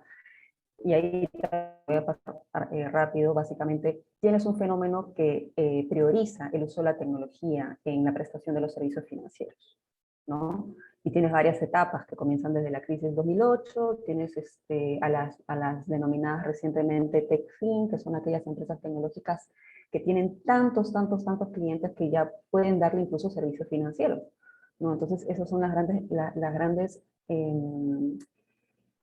grandes cuestionamientos que se están dando ahora con relación a la regulación, ¿no? Ahora los bancos se preocupan de que la competencia sea Uber, Facebook, ¿no? Esas grandes empresas que evidentemente tienen tanto el bolsillo para asumir las cosas y también están desregulados, ¿no? Además de las startups que son las conocidas fintech, pero en general todo es fintech, ¿no? El concepto es muy amplio, financial technology incluso lo puede hacer un banco, ¿no? Entonces, esto sí lo paso rápido. Básicamente ahí están las posturas de todas las entidades regulatorias, que pueden ser internacionales. Ojo que seguramente también tienen que tener claro que así tenemos la Superintendencia de Mercado de Valores, existen muchas superintendencias organizadas en lo que es la IOSCO. Normalmente emite pronunciamientos a los cuales de alguna manera uno se suscribe, ¿no? No es que sea obligatorio como una recomendación, pero al final todos tratan de seguir los estándares. También existe para los bancos, que es la Comisión de Basilea. Tienes los pronunciamientos de la Organización Europea, que recientemente ha establecido un régimen para todos los países europeos con relación al financiamiento colectivo, ¿no? Que es bastante interesante seguir. Y por el tema de Estados Unidos, tienes a la SEC, a la Security Exchange Commission, y a la FCA, que es de Londres, que son, digamos, los principales referentes que se deberían tener, ¿no? Luego tienes a las entidades de Singapur o también de Australia, de otros países, pero básicamente son las principales. Y cada uno va asumiendo una posición que recoge, digamos, dice, esta es una innovación, va a ser para el bienestar del consumidor, ok, vamos a adoptarlo, vamos a ver cuáles son las reglas, pero se pronuncia expresamente. Y esa es la gran debilidad quizás de la Superintendencia de Mercado de Valores, que no, o sea, se queda muy callada, no hay pronunciamientos claros con relación a eso, ¿no? Y luego ahí está, como les decía, este vaivén, ¿no? Entre la regulación y la innovación. Evidentemente lo ideal es que encontremos ese equilibrio, ¿no? Entre tratar de promover la innovación y tratar de que se puedan proteger esos objetivos regulatorios, esos principios de protección al consumidor y transparencia de la información. Y ahí básicamente están unas sugerencias, y esto se lo voy a pasar súper rápido para entrar al tema de la regulación del crowdfunding. Como les decía, ¿no? Nosotros en FIMAR hacemos lo que se llama crowdfactoring, que en estricto ha sido excluido expresamente de la regulación por parte de la SMB. Y si uno más o menos revisa los fundamentos para hacer eso, en verdad no son muy convincentes. Ahorita vamos a entrar un poquito a este detalle. Como les decía, el crowdfunding es un concepto muy amplio. Sí, básicamente lo que te dice el crowd es que tú obtienes de una multitud de personas, que es una pluralidad, no, o sea, más de uno, ¿no? Un fondeo, que puede ser un fondeo que te genere un retorno financiero, en cuyo caso estamos hablando de crowdfunding financiero, ¿no? Y ahí dice financial return, ¿no? Y aquellos que no, que simplemente es porque tú tienes una finalidad filantrópica y das una donación, pero son varias personas y también se llama crowdfunding. O también tienes el reward crowdfunding. Digamos, tú eres un consumidor interesado en que este nuevo proyecto exista, no este nuevo producto que va a entrar al mercado exista, no un nuevo videojuego, un celular pues novedoso, y tienes a los fundadores que están interesados en generar este proyecto, desarrollarlo, pero para eso necesitan fondos, ¿no? Entonces tú estás comprando el producto del futuro, ¿no? Pero eso debería asumirse a ese caso específico en que la persona tiene la expectativa de recibir el producto o el servicio de verdad, ¿no? Que es un consumidor real y que no tiene la expectativa de que el valor de lo que ha comprado crezca ni nada de eso, porque como vamos a ver, se confunde un poco con el tema del crowdfunding cuando se trata de inversión. Entonces tenemos dos tipos de crowdfunding, tanto peer-to-peer lending, que es un crowdfunding que está basado en préstamos, y este justamente es la modalidad que ha sido regulada por la SND y por la ley también de manera expresa, y el equity crowdfunding, que es cuando tú inviertes en el riesgo de la empresa, ¿no? La empresa emite acciones, ¿no? O cualquier híbrido que sea generado como valor mobiliario, el concepto seguramente también lo deben tener claro, y esto hace pues que se tenga que sujetar a la regulación de la SND. Y ahí básicamente está la dinámica, ¿no? Tienes una plataforma administrada por una sociedad administradora acá se le llama financiamiento participativo, normalmente es entendido como crowdfunding financiero, financiamiento colectivo, cada país va cambiando, pero nosotros hemos seguido la denominación de España. Entonces, como les decía, ¿no? Es muy amplio, puede ser para distintos tipos de proyectos, financiamientos, lo que fuera. Ojo, y esto es un tema de por qué la prioridad, por qué uno dice que el crowdfunding va a promover la inclusión financiera, o por qué es que genera este tema de necesidad de regulación. ¿Sí? Nosotros hay que contextualizarnos y para eso de repente hay que conocer un poco el mercado financiero peruano, ¿no? En principio, el mercado financiero, en cuanto a lo que se trata de mercado de valores, es un mercado poco profundo. Hay pocas transacciones. Ya con este rating que nos ha bajado ahorita esta clasificadora de riesgo muy, bueno, lamentablemente se va ralentizando más esto, ¿no? El mercado de capitales, donde hay grandes financiamientos de las bolsas de valores, es un mercado pequeño todavía en el Perú. Y del lado del sistema bancario tenemos a grandes empresas que prácticamente generan un oligopolio, ¿no? Que tienen mucho poder de decisión y que lamentablemente hace que la competencia en cuanto a las tasas no haya sido adecuada, ¿no? Tenemos las tasas más altas prácticamente luego de Brasil del mundo, ¿no? Entonces es bastante triste que el acceso al financiamiento sea tan caro en el Perú. Y de la misma manera que no hay acceso para las MIPYMES, y eso no solamente es por el tema de los bancos, sino en general por la informalidad que nosotros tenemos y muchos otros factores que también tienen que ver, por ejemplo, con que las personas no tengan. Ahora se ha solucionado con el tema de las cuentas del Banco de la Nación, ¿no? Pero en general la gente no está acostumbrada a manejar su dinero a través de cuentas bancarias, ¿no? Entonces, tenemos esta necesidad de ver alternativas al financiamiento bancario. Y es ahí donde nace el crowdfunding, ¿no? Y eso es justamente, de hecho, si ustedes se ponen a revisar un poco de la historia de cómo nació el crowdfunding, se llama más o menos así, en la crisis, ¿no? En la crisis que tuvimos del 2008 por el tema de los bonos hipotecarios en Estados Unidos, había cierta tanto desconfianza de los bancos, porque claro, la gente tenía miedo de pagar dinero de los depósitos, pero también había mucha sobreregulación y eso hacía que las personas busquen medios alternativos y ahí dieron cuenta, pues sí, tenemos una economía colaborativa en Internet, la gente se puede conectar, ¿no? Como lo estamos haciendo ahora, pero no solamente para intercambiar información, sino también para intercambiar valor, ¿no? Entonces es por eso que se crearon estas plataformas en un principio para financiar proyectos, conciertos, música, ¿no? Ya luego se fue ampliando a todo lo que conocemos. Ahí les he puesto dos casos peruanos que fueron los primeros aquí en el Perú. Tenemos el caso Afluenta, que es para préstamos, y también Capital Social. Sí, fue un caso particular porque en realidad no tuvo mucha cabida de desarrollarse. ¿Por qué? Porque justamente chocaba con la regulación del crowdfunding, con la regulación del mercado de valores. Como hacían crowdfunding de acciones, y las acciones son consideradas valores mobiliarios, la SND obviamente es el exclusivo caso en el que sí tiene competencia y no tiene dudas de eso, ¿no? Entonces ahí pues tuvieron que cambiar de rubro y se dedicaron, creo que ahora como Emprende UP a crowdfunding de donaciones por ahora, ¿no? Entonces, como les iba diciendo, tenemos estas dos modalidades expresamente reguladas. Y ese es el concepto que se ha establecido en la ley y que lamentablemente, de acuerdo a la interpretación de la SMB, hace que se quede excluido el crowdfunding.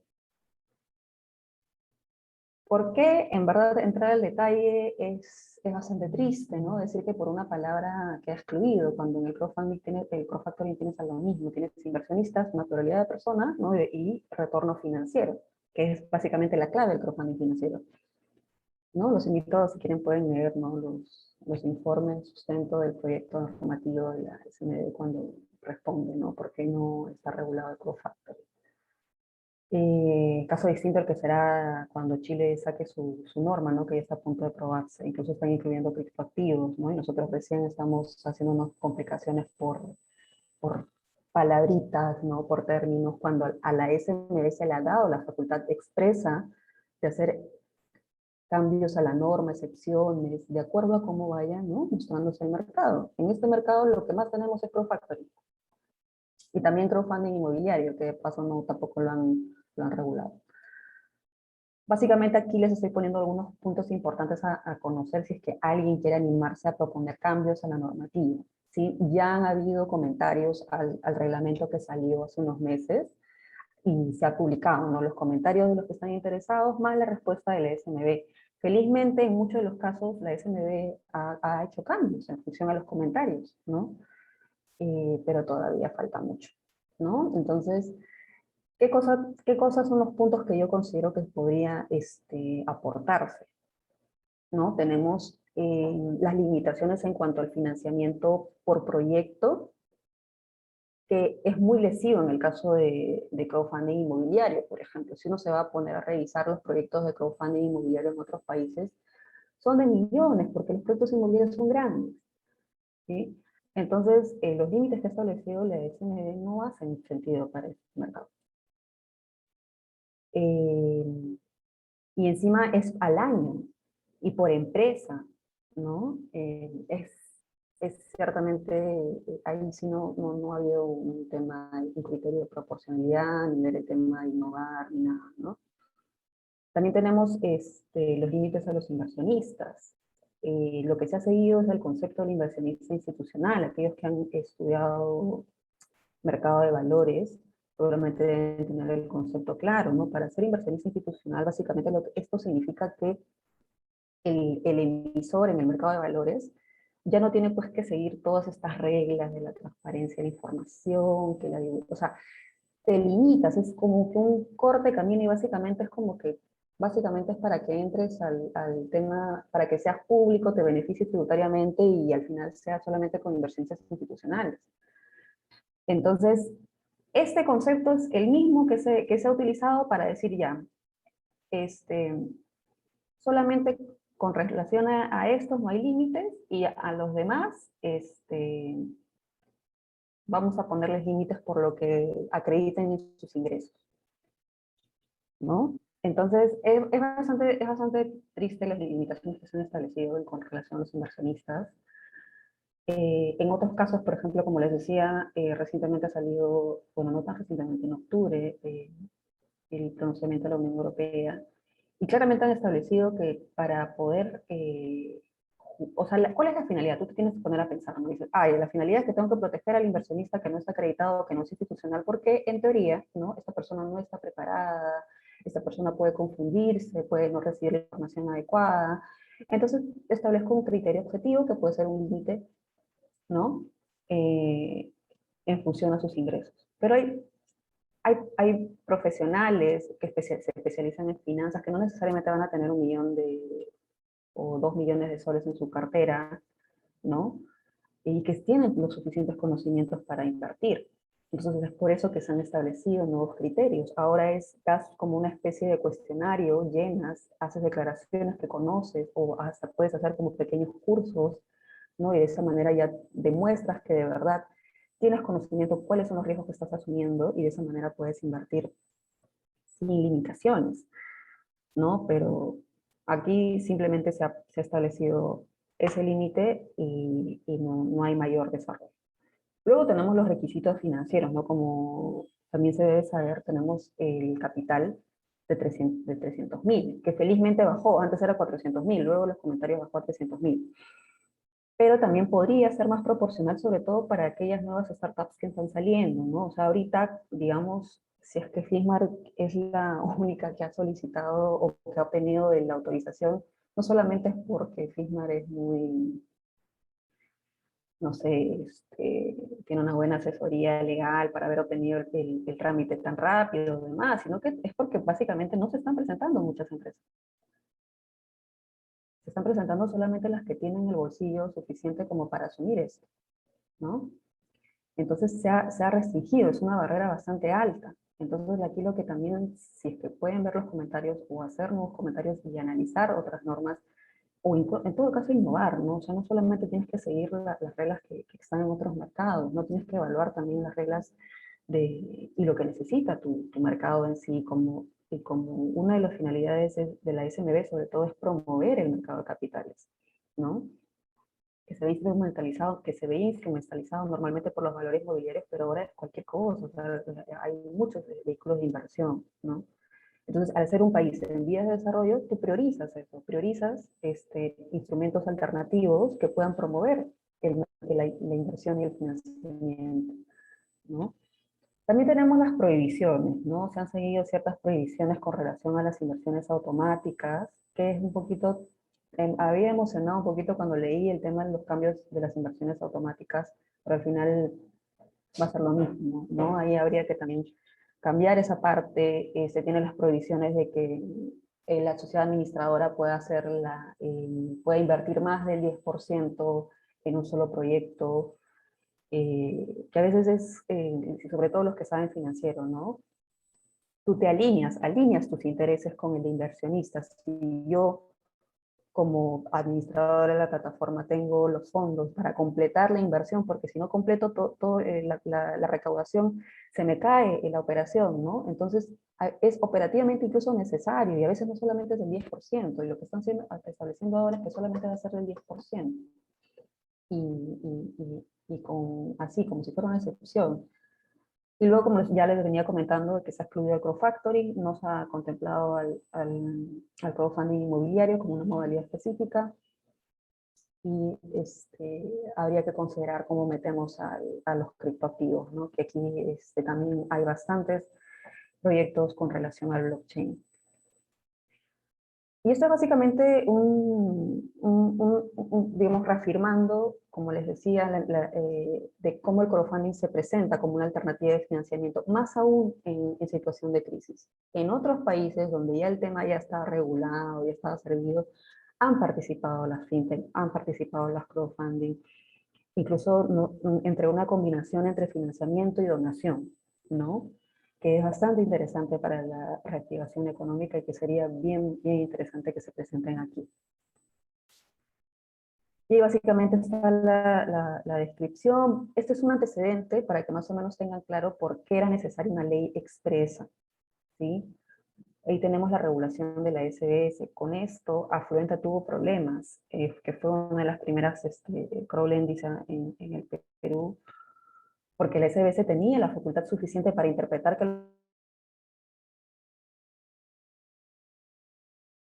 indirecta, que es básicamente banco, ¿sí? Entonces, con ese artículo establecido, el artículo 11 de la ley 26702, la SBS puede cerrar el kiosco a cualquiera, ¿no? Cualquiera que se le ocurra captar dinero del público, así le llames como le llames, con tal que captes dinero del público, se puede convertir en un problema grande, ¿no? Entonces, y eso sí es útil, ¿no? Muchas veces se le llama inversión, ¿no? O sea, a veces son estafas, ¿no? Entonces era necesario porque había esta zona gris en el crowdfunding. Y de la misma manera teníamos, como les había comentado en el caso de Capital Social, el problema ¿no? Del valor mobiliario, la oferta pública, la difusión. Obviamente una plataforma electrónica hace pues que te dirijas al público, ¿no? Entonces ya con el tema de crowdfunding ya queda zanjado ese tema, felizmente. Y ahí más o menos están lo que les estaba comentando, ¿no? El informe conjunto que sustenta básicamente el proyecto del reglamento, en donde, pues, básicamente por unas frases que están contenidas en el artículo de la definición del decreto de urgencia de financiamiento participativo financiero, el crowdfunding queda excluido, ¿no? Y este es el caso de México, ¿no? En México ha sido distinto, o sea, se han dado, es evidente, ¿no? Porque si no lo que estás haciendo cuando tú evades una aplicación de una norma, porque lo que está pasando con las crowdfunding es que no van a necesitar autorización y por lo tanto no van a tener que implementar varias cosas que sí lo van a hacer la de crowdlending. Eso se llama arbitraje regulatorio, ¿sí? En el caso de México, no, o sea, se ha establecido claramente, ya sí, te vas a sujetar a las normas especiales de factoring, pero también vas a pedir una autorización de financiamiento colectivo, ¿no? Las dos cosas. Y es aquí cuando les hablo de nuevas modalidades de financiamiento, ¿sí? Este es un mensaje exactamente muy similar al que salía antes de que se piense en regular el crowdfunding.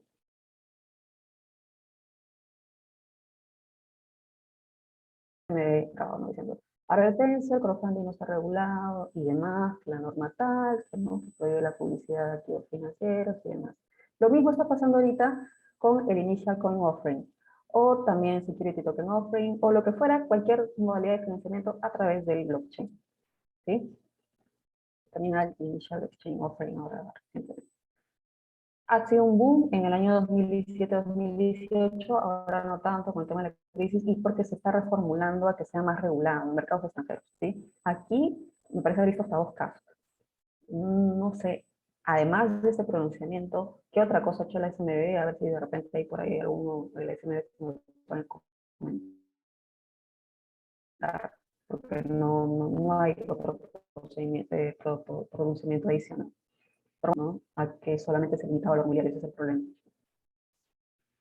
Y ahí está la definición de blockchain, que es, o sea, está de más decirles que no es que tengan que entender pues la tecnología en sí, ¿no? Cómo funciona, como si nos preguntáramos cómo funciona, ¿no? El internet, o qué está detrás, ¿no? El código, todo eso. Solamente entender que es una tecnología que hasta ahora ha probado, que genera confianza, que hace transacciones que no se pueden modificar y que es en función a eso que ya no se necesita a un tercero que centralice y certifique una transacción entre dos partes, ¿no? Sino que es una red interconectada.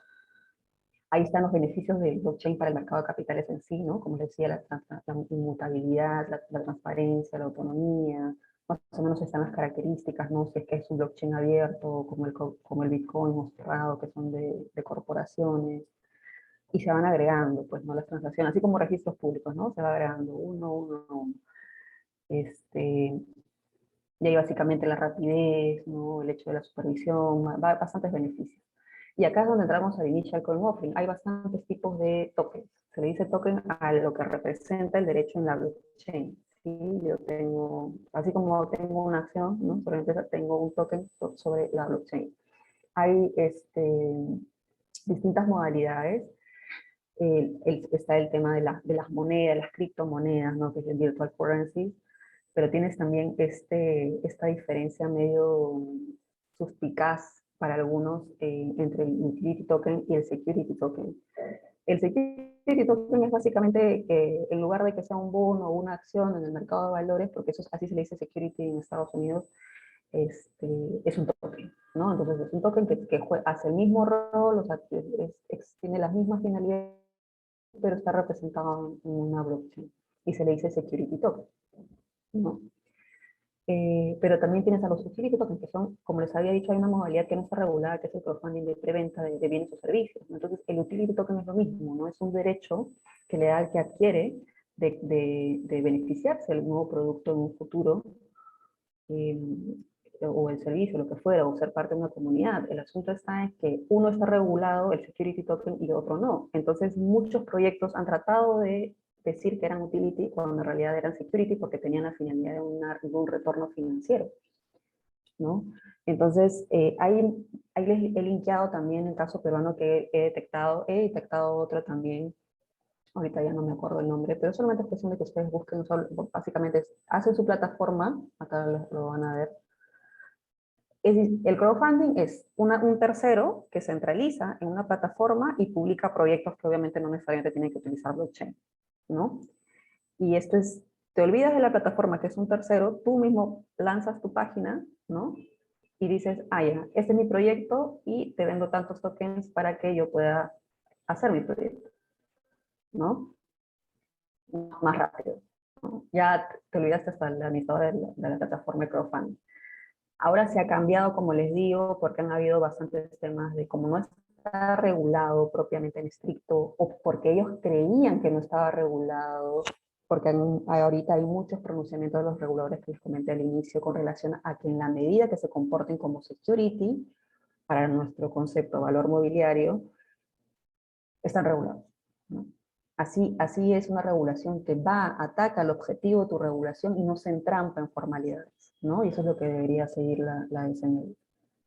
Básicamente esa es la comparación entre un proceso normal, cuando tú hablas, por ejemplo, de oferta pública, cuando haces un proceso de registro ante el SMB sobre un programa de bonos, una inscripción, un listado de acciones, sigue todo un proceso largo, ¿no? De due diligence y todo lo demás, ¿no? En el tema del SEO,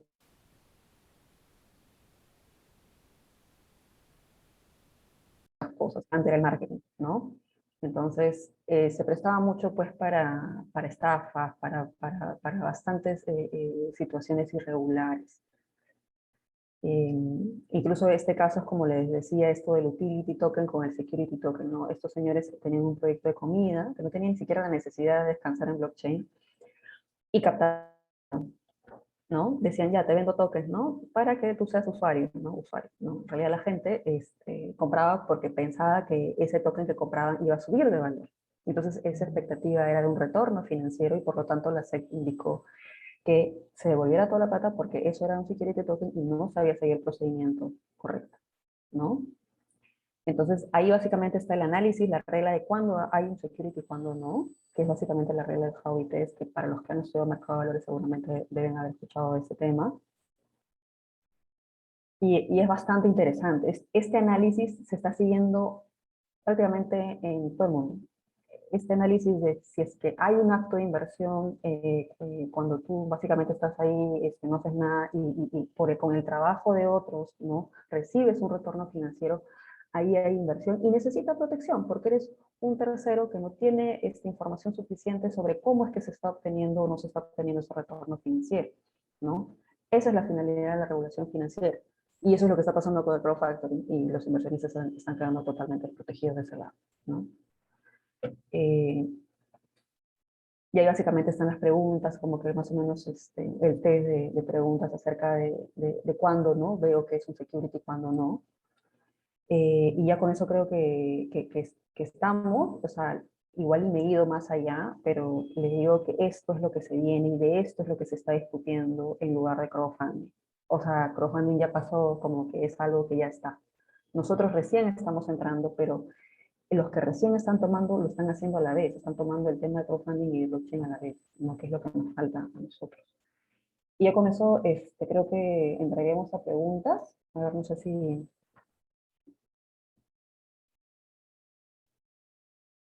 por ahí hay alguna pregunta. Muchísimas gracias, estimada Jacqueline. Sin duda, una presentación muy, muy entretenida, muy didáctica. Por parte de los participantes, hasta el momento no tenemos nada en el chat. Sin embargo, les recordamos a los participantes que por medio de la opción levantar la mano, como en este momento lo está haciendo nuestra participante Andrea, pueden participar para realizar las preguntas hacia la expositora. Estimada Andrea, tienes el uso de la palabra. Muchas gracias. Buenas noches con todos. Buenas noches, Jacqueline. Muchas gracias por tu ponencia. En realidad yo tengo una consulta puntual y es que quisiera saber si por ahí nos podrías dar alguna o tu opinión en particular sobre el tema del mercado secundario en el financiamiento participativo, sobre todo porque me causa mucha duda el hecho de que se haya, bueno, de que en la normativa se haya previsto que en realidad no se va a poder negociar estos valores en las mismas plataformas. Entonces, por ahí que no sé finalmente si va a llegar a existir un mercado secundario, ¿no? Y bueno, es eso principalmente. Gracias. A ver, eso va a depender mucho, ¿sabes? de que se conozca el mercado. O sea, hay muchas cosas que restringir en el reglamento. El mercado secundario evidentemente es necesario, ¿no? Sobre todo, mira, estamos en crisis en donde hay muchos defaults, hay muchos incumplimientos y hay mucha necesidad de obtener liquidez.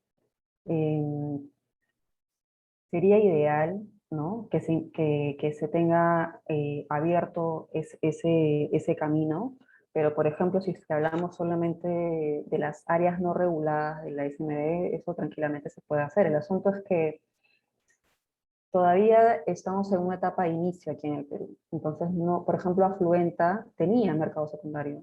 No sé ahorita cómo estén, pero sí en sus términos y condiciones estaba la posibilidad de dejar una oferta de venta, ¿no?, de una transacción entre los inversionistas. Eso es básicamente que la plataforma lo implemente, ¿no?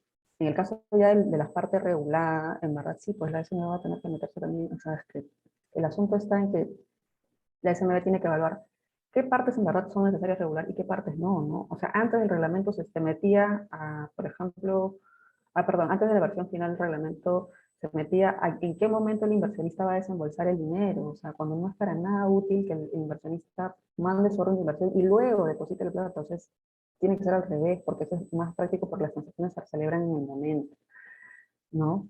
Y sí, definitivamente el mercado secundario es necesario, sobre todo, ¿sabes qué? Para el crowdfunding inmobiliario, que son temas de largo plazo. Ay, sí, y es algo que lamentablemente ni siquiera, la modalidad ni siquiera está prevista, ¿no? Entonces, todavía hay mucho que recorrer.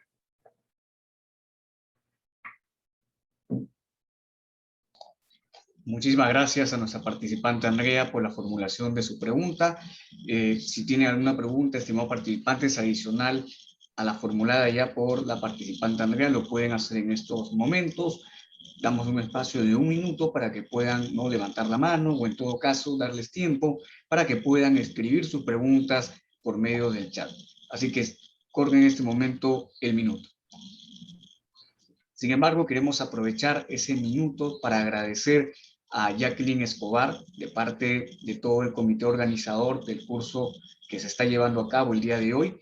Sin duda, todo este tema del crowdfunding tiene mucho de qué hablar, que ya en su oportunidad seguramente Jacqueline nos podrá acompañar en futuros eventos, en futuros conversatorios, que estamos muy seguros que ustedes también, estimados participantes, podrán asistir para que conozcan más acerca de esta figura jurídica.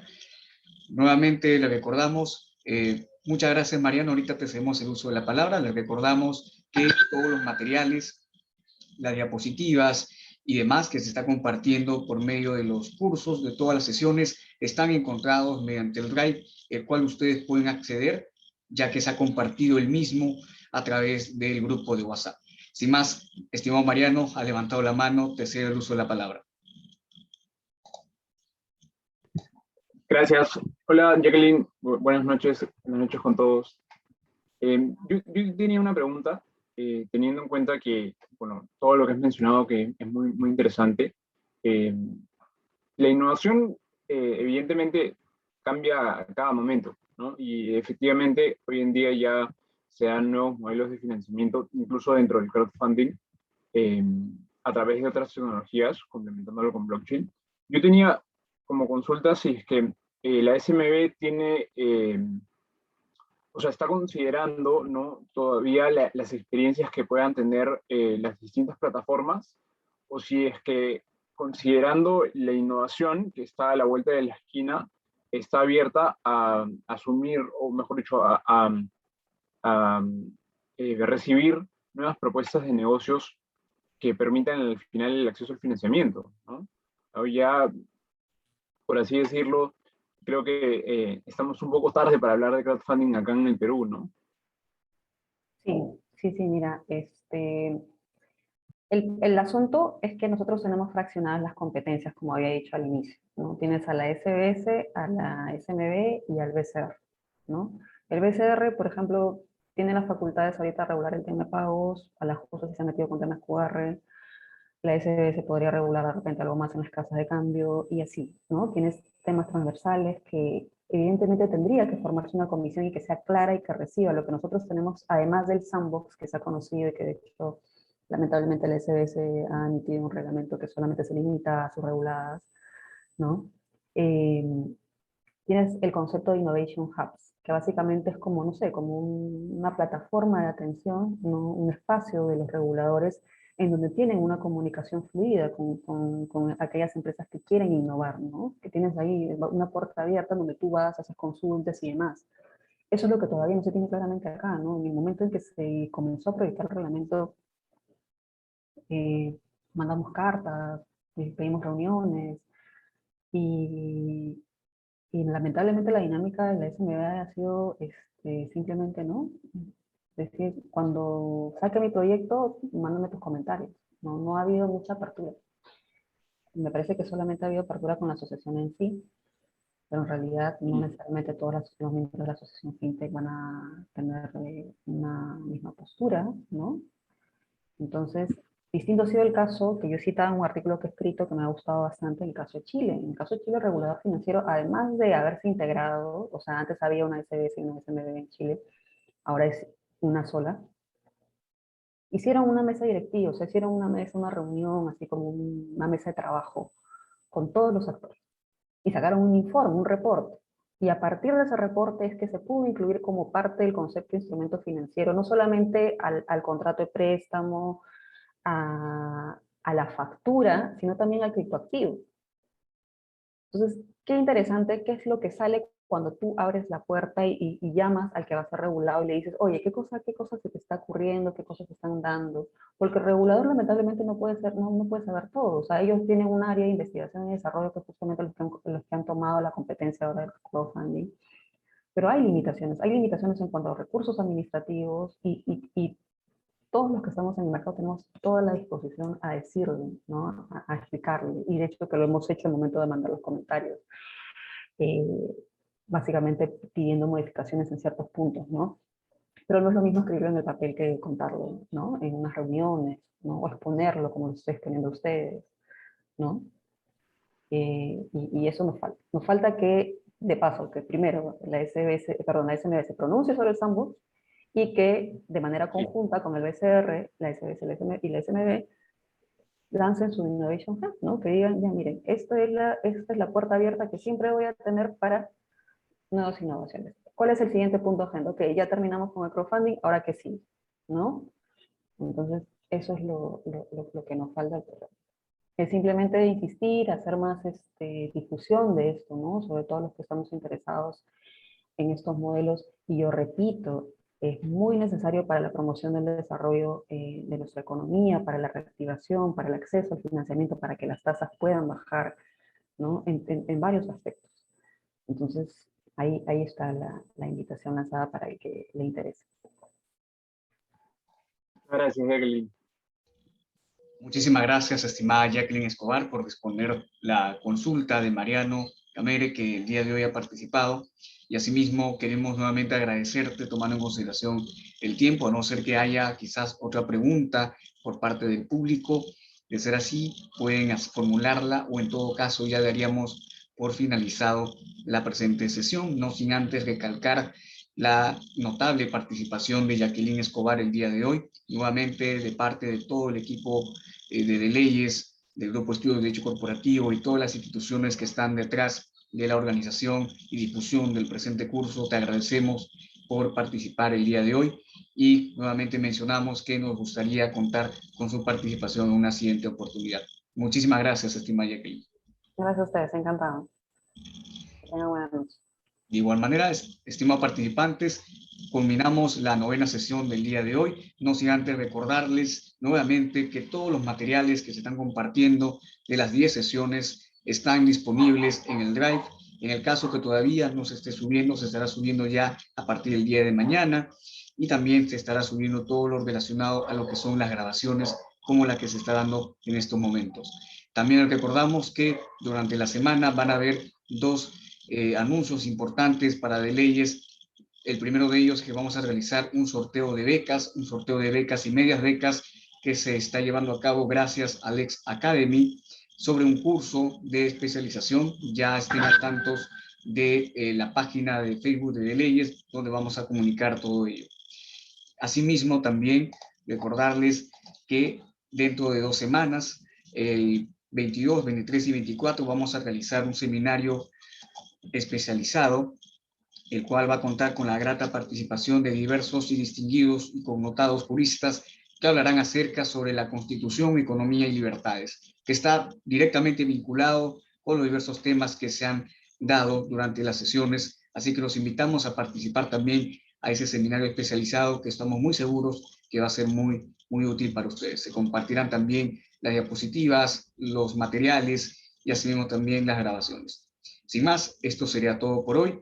Muy agradecidos con sus participaciones. Nos vemos en una siguiente oportunidad. Esto fue de Leyes.